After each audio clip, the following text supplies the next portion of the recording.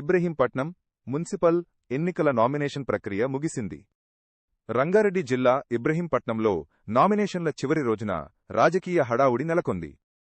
పలు రాజకీయ పార్టీల నేతలు అభ్యర్థులు ర్యాలీలు బ్యాండ్ మేళాల మధ్య నామినేషన్ కేంద్రాలకు చేరుకుని తమ నామినేషన్ పత్రాలను దాఖలు చేశారు. ఇబ్రహీంపట్నం మున్సిపల్ పరిధిలో మొత్తం 24 వార్డులు ఉండగా 25,993 మంది ఓటర్లు ఉన్నారు. మున్సిపల్ చైర్మన్ స్థానం జనరల్గా ఉండటంతో కాంగ్రెస్ బి, జేపీబీ, ఆర్ఎస్, సిపిఎం సహా ప్రధాన రాజకీయ పార్టీలు బరిలో నిలిచాయి. మొత్తంగా 24 వార్డులకు గాను 193 మంది అభ్యర్థులు నామినేషన్లు దాఖలు చేయడంతో ఇబ్రహీంపట్నం మున్సిపల్ ఎన్నికలు ఆసక్తికరంగా మారాయి.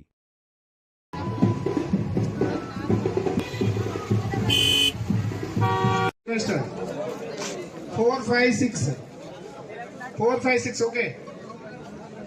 నామినేషన్ వేసే అభ్యర్థితో పాటు ఇద్దరు మిగతా వాళ్ళందరూ కూడా మన ప్రిమిసెస్ వెకేట్ చేయాలండి. ప్లీజ్ రిక్వెస్ట్ పోలీస్ సిబ్బందికి సహకరించాలి.